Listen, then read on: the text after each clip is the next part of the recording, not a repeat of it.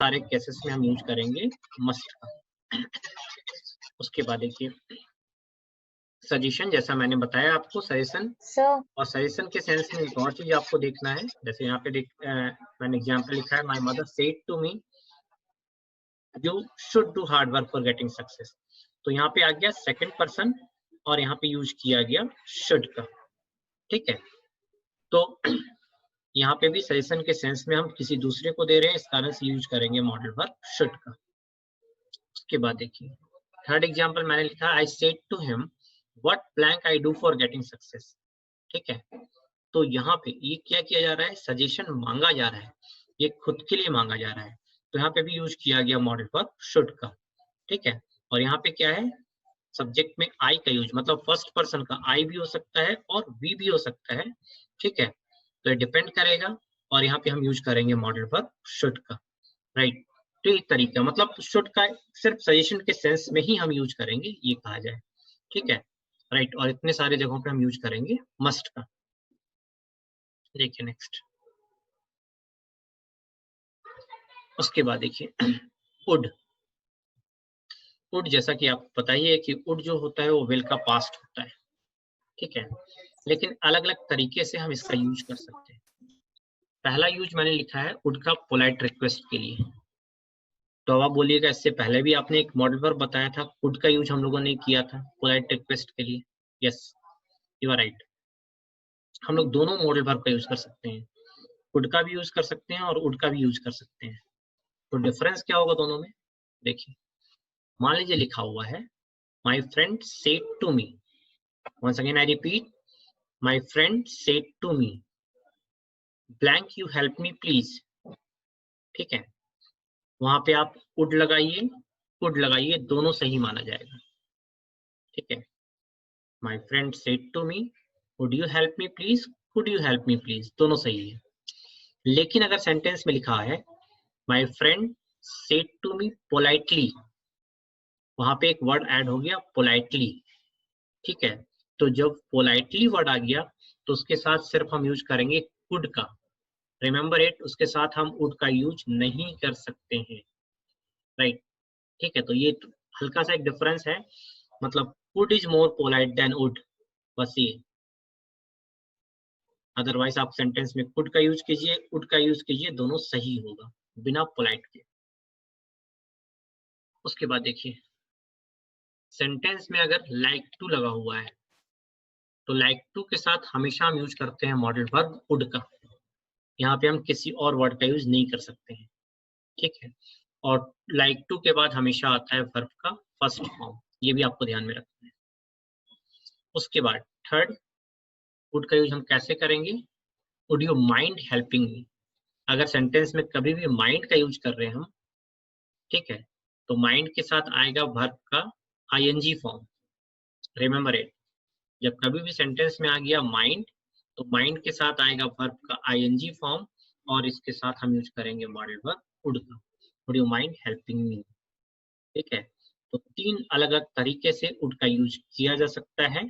ठीक है, तीनों ही रिक्वेस्ट को शो कर रहा है, but the words are different, अलग अलग वर्ड का यूज किया गया है यहाँ पे, वो ध्यान आपको रखना है, लाइक टू और माइंड। उसके बाद देखिए वुड और यूज टू का एक और यूज है, हम लोग इसका यूज करते हैं बेसिकली पास्ट हैबिट के लिए।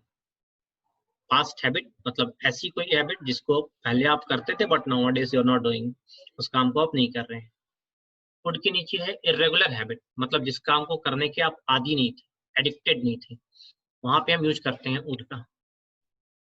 लेकिन यूज टू के नीचे लिखा हुआ है रेगुलर हैबिट, मतलब जिस काम को करने के आप एडिक्टेड थे, वहां पे हम यूज करते हैं यूज टू का। तो देखिए आप यहाँ पे मान लीजिए आप क्लोज टेस्ट बना रहे हैं, my grand mother blank tell me stories at night. ठीक है, तो यहाँ पे तो आप वुड भी लगा सकते हैं और यूज टू भी लगा सकते हैं, दोनों सही हो जाएगा। लेकिन ऐसा नहीं है कि दोनों ही ऑप्शन में दिया हुआ रहेगा, दोनों में से कोई एक ही रहेगा, अगर ऐसा सेंस है तो।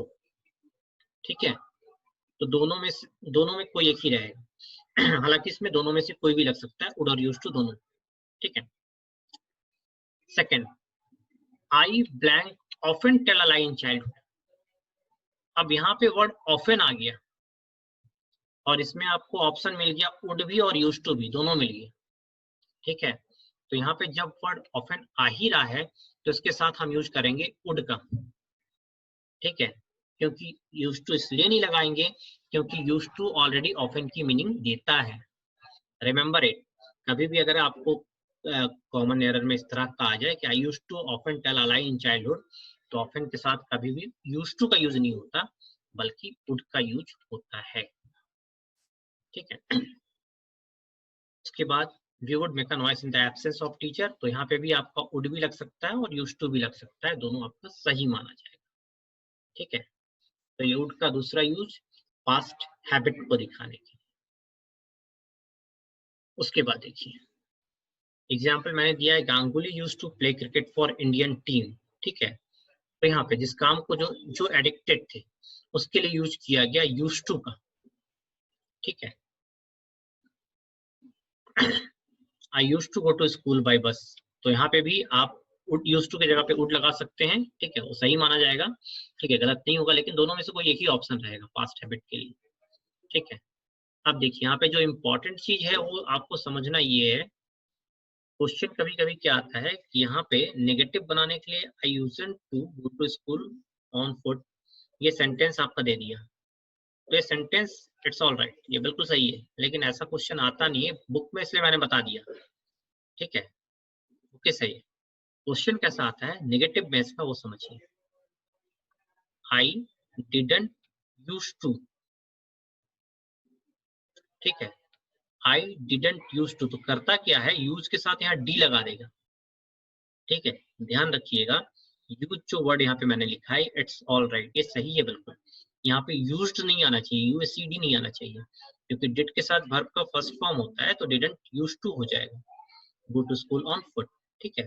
तो ये इसके बाद देखिए दूसरा तरीका कैसे कर सकता है आपसे question, we often use to play in the evening, right. देखिए यहाँ पे यूज टू दिया हुआ है, फिर इसके साथ ऑफन लगा दिया गया है, ठीक है। तो आपको जैसा मैंने अभी बताया यूज टू ऑलरेडी ऑफन की मीनिंग दे रहा है, तो इसके साथ हम कभी भी ऑफन का यूज नहीं करेंगे, इट्स रॉन्ग, ठीक है। तो बस अगर बेसिकली बात की जाए तो यही एक यूज है यूज टू का, ठीक है। उसके बाद देखिए मॉडल वर्ब ऑफ नीड का यूज आपको बताते हैं, आई नीड अ पेन और I need to buy a pen, तो दोनों में डिफरेंस पहले आप समझ जाइए क्या होता है। जब कभी भी सिंपली नीड आ रहा है तो नीड के बाद हमेशा एक ऑब्जेक्ट आता है, रिमेंबर इट। जब कभी भी सेंटेंस में नीड आ रहा है तो नीड के साथ एक ऑब्जेक्ट आएगा केवल, लेकिन नीड के साथ जब टू लगा हुआ रहता है, रिमेंबर इट, जब नीड के साथ टू लगा हुआ रहता है तो इसके साथ आएगा वर्ब का फर्स्ट फॉर्म, तब ऑब्जेक्ट नहीं आएगा।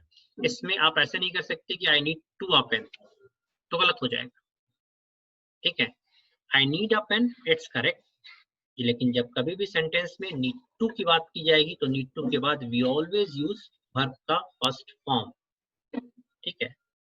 जैसा मैंने यहाँ पे स्ट्रक्चर आपको बना के भी यहाँ पे दिया हुआ है, आई वी यू दे का केस आ जाएगा तो हम लोग यूज करेंगे नीड टू का, लेकिन वही थोड़ा सा सब्जेक्ट अगर चेंज हो जाता है, ई सी इट और नेम अगर आ जाता है तो उसके साथ हम लोग एस वाला फॉर्म यूज कर देते हैं नीड्स टू का, ठीक है। नीड टू जब आया तो नीड टू को हम लोगों ने चेंज करके निगेटिव कर दिया डोंट नीड टू, और नीड्स टू का नेगेटिव हम लोगों ने चेंज कर दिया डजंट नीड टू, ठीक है। उसके बाद दूसरा जो रिमार्केबल चीज इसमें ये है सब्जेक्ट प्लस नीड नॉट, और टू मैंने यहाँ पे क्रॉस किया हुआ है, देखिएगा क्वेश्चन ऐसा आता है और स्टूडेंट्स गलतियां कैसे करते हैं वो भी आप समझ जाइए। Candidates need not to use mobile inside the examination hall, ठीक है। अब देखिए यहाँ पे आपको पता है या कि यहाँ पे वर्ब है और वर्ब के पहले आता है टू, ठीक है, वर्ब के पहले आता है टू, लेकिन अब आप बोलिएगा तो फिर यहाँ पे हम टू क्यों नहीं लगाएंगे, क्योंकि यहाँ पे नीड नॉट का यूज किया गया है, रिमेंबर इट, और नीड नॉट एक मॉडल वर्ब है, इस कारण से यहाँ पे हम टू का यूज कभी नहीं करते हैं, ठीक है। मतलब candidates need not use mobile inside the examination, मतलब बहुत बार एग्जामिनेशन में इस तरह का क्वेश्चन आया है और स्टूडेंट मतलब लिखा रहता है candidates need not use mobile inside the examination hall, और स्टूडेंट्स में जानबूझ के गलती कर देते हैं, यूज के पहले टू लगा देते हैं, तो ये नहीं करना है। उसी तरह से सेकंड एग्जांपल देखिए, पैसेंजर्स नीड नॉट, ट्रैवल के पहले फिर से यहाँ पे टू लगा दिया है, तो चूंकि यहाँ पे वर्ड नीड नॉट है इस कारण से यहाँ पे टू कभी नहीं आएगा। ठीक है, ये हमेशा दिमाग में रखिएगा इस चीज को। उसके बाद देखिए डेयर का हम लोग यूज करते हैं, डेयर में भी सेम चीज आ रही है, how dare you tell a lie, right. Principal कह दिया अपने स्टूडेंट को, the principal said to the students how dare you tell a lie, ये लाइन आ गई मेरे क्वेश्चन में। अब क्या है ना, यहाँ पे हाउ का यूज कर दिया गया, डेयर का यूज कर दिया गया, यू का यूज कर दिया गया, टेल अ लाई का यूज कर दिया गया। ठीक है, अब स्टूडेंट क्या करते हैं, यहाँ पे टू का यूज कर देते हैं। क्यों? क्योंकि उनको लग रहा है यहाँ पे वर्ब है, तो इसलिए हम टू लगा देते हैं। तो अब आप बोलिएगा कि फिर हम टू क्यों नहीं लगाएंगे? टू इसलिए नहीं लगाएंगे क्योंकि ये डेयर मेरा मॉडल वर्ब है, और इसके साथ हम कभी भी टू का यूज नहीं करेंगे, और अगर ये आता है तो गलत हो जाएगा। इसी तरह से सेकंड एग्जांपल देखिए, my mother said to me, माँ ने मुझसे कहा बाहर जाने की तुम्हारी हिम्मत कैसे हुई, how dare you go outside, फिर से यहाँ पे गो आ गया, वर्ब का फर्स्ट फॉर्म। स्टूडेंट इस चीज को देखते हुए यहाँ पे टू लगा देते हैं, जो कि गलत हो जाता है। ठीक है, और लास्ट में एक और चीज आपको ध्यान में रखना है, एक्सक्लेमेशन मार्क। ठीक है, अब देखिए, तो आप बोलिएगा टू फिर किस कंडीशन में आना चाहिए, तो सिंपल सेंटेंस में। यहाँ देखिए सेंटेंस की शुरुआत हो रही थी हाउ के साथ, तो यहाँ पे मैंने टू का यूज नहीं किया था, लेकिन यहाँ पे क्या है, सब्जेक्ट आई मेरा आ गया, फिर डेयर आ गया, फिर टू, फिर वर्ब, तो यहाँ पे हम टू लगा सकते हैं। सिंपल मेरा sentence, I dare to walk alone at night, ही आ गया, डेयर्स आ गया, टू रन फास्ट, तो यहाँ पे आप टू लगा दीजिए, बिल्कुल सही हो जाएगा। इसमें ये सिंपल सेंटेंस है, लेकिन क्वेश्चन आपका सिंपल वाला नहीं आएगा, क्वेश्चन ये कॉम्प्लिकेटेड टाइप आएगा, जहाँ पे उसको पता है कि स्टूडेंट गलती कहाँ पे करते हैं। ठीक है, दैट्स मोर इम्पोर्टेंट। ये सिंपल सेंटेंस है तो यहाँ पे हम टू का यूज करेंगे, ये बिल्कुल सही है दोनों सेंटेंस। तो ये पूरा मॉडल वर्ब का यूज है। अब देखिए मॉडल वर्ब में कुछ ऐसे मॉडल वर्ब आते हैं जहाँ पे उसके साथ हम हैव का यूज करते हैं। ठीक है, जैसे यहाँ पे आ रहा है could, must, should, would, might. ठीक है, और इसके साथ यूज किया गया है हेल्पिंग वर्ब हैव का। रिमेंबर वन थिंग, कि इसके साथ कभी भी हम हैज या हैड नहीं लगाते हैं। कभी कभी क्वेश्चन में आ जाता है कुड हैड, ठीक है, ही लगा दिया, ही कुड हैज, राइट, तो गलत हो जाए।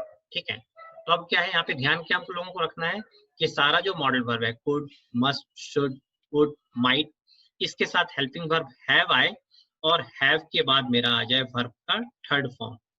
ठीक है, जैसे कैच का थर्ड फॉर्म कॉट आया, पार्टिसिपेट का पार्टिसिपेटेड आ गया, विन का वोन आ गया, सबमिट का सबमिटेड आ गया, सॉल्व का सॉल्व आ गया। ठीक है, तो ये पूरा यूज है मॉडल वर्ब का।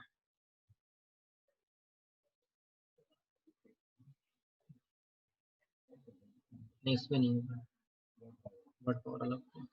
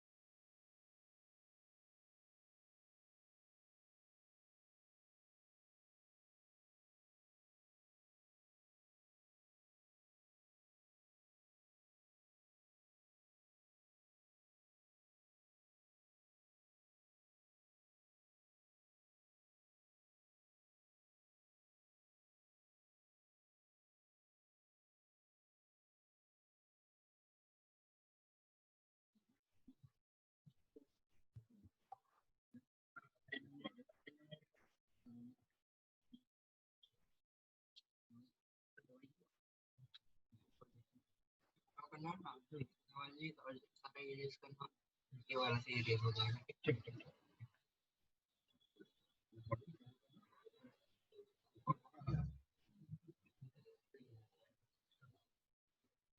देखिए वोकैब देखिएगा लेसन 4, ठीक है। सबसे पहले इसको हम लोग देख लेते हैं, मीनिंग इसकी समझ लेते हैं, ठीक है। उसके अकॉर्डिंग हम लोग इसको सॉल्व करते जाएंगे, ठीक है। देखिए अलर्ट, अलर्ट जो पार्ट्स ऑफ स्पीच में एडजेक्टिव है, ठीक है। इसका मतलब होता है कहीं पे वॉचफुल रहना, ठीक है। तो इसका यहाँ पे सिनोनिम्स भी दिया हुआ है और एंटोनिम्स भी दिया हुआ है, मतलब इसका सेम वर्ड और इसका अपोजिट वर्ड भी दिया हुआ है। जैसे वॉचफुल है, ठीक है, स्लिपी है, राइट। तो ये सारी चीजें आपको याद करनी पड़ेगी। उसके बाद देखिए एपेलिंग, एपेलिंग जिसका यूज हम करते हैं एडजेक्टिव की तरह, ठीक है। इसका मतलब होता है फ्राइटनिंग, बहुत ही भयानक, हॉरिबल जिसको हम कह सकते हैं, ठीक है। क्लैड, क्लैड जिसका यूज हम करते हैं नाउन की तरह, कुछ भी चीज ऐसा होता है जो कवर्ड होता है या ड्रेस्ड होता है, उसको कहा जाता है क्लैड। क्लाइमेक्स, क्लाइमेक्स जिसका यूज हम करते हैं नाउन की तरह, ठीक है। जिसको बोलते हैं बिल्कुल ही पिक पे, बिल्कुल ये चरम सीमा पे है अपने, ठीक है। तो that is called climax. Divert, divert जिसका यूज हम करते हैं वर्ब की तरह, इसका मतलब होता है किसी के माइंड को डाइवर्ट, मतलब चेंज कर देना, कहीं कोई जा रहा होता है उसको दूसरी तरफ डाइवर्ट चेंज कर देना, तो that is called divert. Eloquent, eloquent जिसका यूज करते हैं हम एडजेक्टिव की तरह, इसका मतलब होता है इंप्रेसिव या एक्सप्रेसिव भी बोल सकते हैं। अगर लैंग्वेज का सेंस आ रहा है तो उसको हम लोग एक्सप्रेसिव भी बोल सकते हैं। एपिसोड, एपिसोड जिसका यूज हम करते हैं नाउन की तरह, इसका मतलब होता है इवेंट या हैपनिंग। फॉल्टर, फॉल्टर जिसका यूज हम करते हैं वर्ब की तरह, मतलब कोई बोल रहा होता है बीच में रुक जाता है, रुक के फिर बोलता है, इस तरह से बोलता है, दैट इज कॉल्ड वर्ब। उसको हम कहते हैं जिसमें कॉन्फिडेंस की कमी होती है, that is called falter. Infinite जिसका यूज हम करते हैं एडजेक्टिव की तरह, मतलब होता है अनलिमिटेड, कोई खत्म ही ना होने वाली चीज। प्रोवोकेशन, प्रोवोकेशन जिसका यूज हम करते हैं नाउन की तरह, मतलब बहुत सारे इसकी मीनिंग आ सकती है, किसी को गुस्सा करना, किसी को इंसल्ट करना, तो प्रोवोकेशन के सेंस में जाता है वो। उसके बाद आता है वर्ड स्लेंडर, स्लेंडर जिसका यूज हम करते हैं वर्ब की तरह, ठीक है। मतलब किसी को एब्यूज करना, गाली देना, ठीक है, या फिर किसी को बदनाम करना, तो that is called slander. Stark, stark जिसका यूज हम करते हैं एडवर्ब की तरह, मतलब it is used after verb completely, पूरी तरह से, that is called stark. Stately, stately जिसका यूज हम करते हैं एडजेक्टिव की तरह, इसका मतलब होता है डिग्निफाइड, बहुत ही अच्छा, बहुत ही इंप्रेसिव, तो दैट इज कॉल्ड स्टेटली। उसके बाद आता है वेयर्स, वेयर्स कहीं पे कोई भी सामान आप देखते हो जो बेचने के लिए रखा हुआ होता है, ठीक है, दैट इज कॉल्ड वेयर्स। उसका यूज हम करते हैं नाउन की तरह। उसके बाद देखिए एक वर्ड है कंसेप्शन और दूसरा है कंसीशन, दोनों ही नाउन है, ठीक है। तो डिफरेंस क्या है दोनों में? तो कंसेप्शन जो आपका कंसेप्ट होता है, जो आपका विचार होता है, दैट इज कॉल्ड, जो आपका आइडिया होता है, that is called conception. Concession जो हम किसी चीज में डिस्काउंट मांगते हैं, दैट इज कॉल्ड कंसेशन। उसके बाद एक वर्ड है रिपेल और रिपेल, दोनों की प्रोनाउंसिएशन सेम है बट डिफरेंस आप समझ देख रहे होंगे, एक में ए लगा हुआ है, एक में बिना एल ए का है, दोनों ही वर्ब है, ठीक है। रिपेल का मतलब होता है किसी चीज को एबॉलिश कर देना, मतलब पूरी तरह से खत्म कर देना, और रिपेल एक ऐसा वर्ड है जिसको मतलब है कहीं से भगा देना, कहीं से खदेड़ देना, तो दैट इज कॉल्ड रिपेल। अब देखिए हम लोग इसका फिल इन द ब्लैंक्स देखते हैं। फर्स्ट में the early settlers needed the help of soldiers to repel the attacks of the Indians, ठीक है। तो यहाँ पे हम वर्ड यूज करेंगे REPEL, यहाँ पे टू आ रहा है इसलिए टू के बाद यूज किया गया रिपेल का, ठीक है। मतलब हम लोग सारे फॉर्म में इसका यूज कर सकते हैं, वर्ब का second form, third form, fourth, fifth, सारे में। उसके बाद देखिए as a special blank the children were allowed to stay up till 11 o'clock because it was father's birthday, ठीक है। तो यहाँ पे क्या किया गया, बच्चों को जो है कंसेशन दिया गया है, कुछ रियायत दी गई है कि वो लोग जो है 11 बजे तक वहां रुक सकते हैं। उसके बाद देखिए question number 3, there used to be a law here which did not permit automobiles to travel over 15 miles per hour, it was repealed many years ago. मतलब ये जो था, ये लॉ जो बना हुआ था, इसे कुछ सालों पहले ही उसे खत्म कर दिया गया, रद्द कर दिया गया। इस कारण से यूज किया गया है एलईडी का, ध्यान रखिएगा। सेकंड वाला डबल एलईडी है। उसके बाद देखिए question number 4, I really had no blank of the beauty of the Rocky Mountain until I saw them last summer। इसके बारे में मुझे कुछ आइडिया ही नहीं है। वर्ड्स नजर नहीं आ रहा। आइडिया वर्ड है तो आइडिया भी लगा सकते हैं। कंसेप्शन वर्ड यहाँ पे हम लगाएंगे, कंसेप्शन। इस बारे में मुझे कुछ आइडिया नहीं है। उसके बाद देखिए सी का first, the traffic accidents have recently been so, ठीक है, that a safety campaign is to be started in the schools. ठीक है, तो यहाँ पे ट्रैफिक एक्सीडेंट्स जो है बहुत ही भयानक हुए, यहाँ पे हम यूज कर सकते हैं यहाँ से वर्ड अपैलिंग। क्वेश्चन नंबर 2 है, mister Farley excuse me sir, blank speaker. यहाँ पे एक एडजेक्टिव, एक्सक्यूज मी सर, क्योंकि यहाँ पे स्पीकर आ रहा है तो स्पीकर के पहले एडजेक्टिव आना चाहिए। यहाँ पे सबसे एप्रोप्रिएट वर्ड है इलेक्ट्वेंट। सर वर्ड्स नजर नहीं आ रहा। Passive speaker.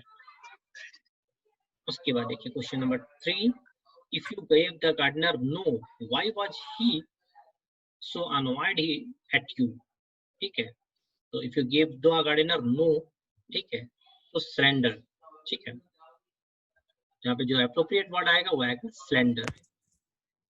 4 में blank in leopard skins the gladiators entered the excuse arena। Me sir, right, तो देखिए 4 में जूम कर सकते हैं।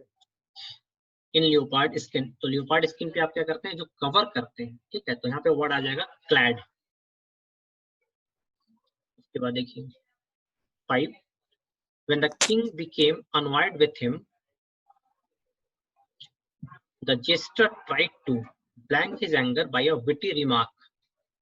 ठीक है, when the king became annoyed with him, the jester tried to, तो यहाँ पे जो वर्ड आएगा अप्रोप्रिएट वो आएगा प्रोवोकेशन ही जाएंगे। ठीक है, provocation.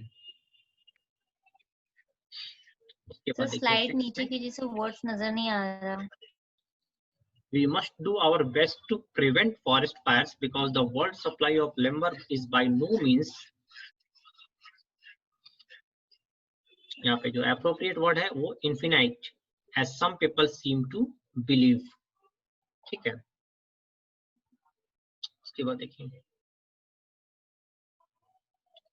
choose some blank from the life of Columbus and tell it in your own words। ठीक है, तो choose some, इसमें आ सकता है आपका जो appropriate word है वो है एपिसोड। एपिसोड का हम इसमें यूज कर सकते हैं, एपिसोड। उसके बाद देखिए the air was filled with the shouts of merchants trying to sell their, तो air was filled with the shouts of merchants trying to sell their, यहाँ पे हम यूज करेंगे वेयर्स। वेयर्स का मतलब ये होता है कि जो ऐसा कोई सामान जो बेचने के लिए रखा हुआ है। ठीक है, तो सबसे एप्रोप्रिएट वर्ड होगा यहाँ पे wears. The story does not read its blank until the last chapter। जब तक लास्ट चैप्टर नहीं लिखा तब तक वो क्लाइमेक्स पे नहीं पहुंचा। तो यहाँ पे एप्रोप्रिएट वर्ड आ जाएगा क्लाइमेक्स। उसके बाद when the ball was हम लोगों को fumbled, fill in the blanks नहीं दिख रहा। a blank player on our change team कीजिए। fell on it। तो यहाँ पे हम यूज करेंगे फॉल्टर। फॉल्टर का दोनों सेंस में हम यूज कर सकते हैं। एक तो हो गया कि स्पीकिंग के सेंस में, दूसरा प्लेयर के सेंस में भी हम फॉल्टर का यूज कर सकते हैं। उसके बाद the hunter who wandered for days in the swampy jungle was driven mad by the mosquitoes। तो यहाँ पे जो एप्रोप्रिएट वर्ड हम यूज करेंगे वो है Stark. The hunter who wandered for days in swampy jungle was driven stark, जो कि एडवर्ब है तो इसलिए इसका यूज किया गया वर्ब के बाद। उसके बाद देखिए स्लाइड चेंज कीजिए sir. blank the captain shouted encouragement। ठीक है, तो यहाँ पे हम यूज करेंगे word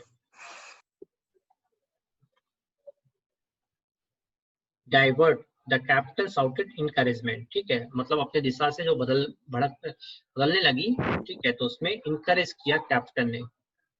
mount Vernon, George Washington blank home, तो यहाँ पे इम्प्रेसिव होम का भी यूज कर सकते हैं, तो इम्प्रेसिव की जगह पे वहां पे वर्ड आ रहा है स्टेटली, तो स्टेटली वर्ड का यूज हम करेंगे। उसके बाद देखिए, because of gossip concerning his character the ignorant villages were ready to alert, ठीक है, ready to alert the newcomer, right, तो इस तरह से यहाँ पे यूज होगा अलर्ट का। उसके बाद देखिए लेसन 15,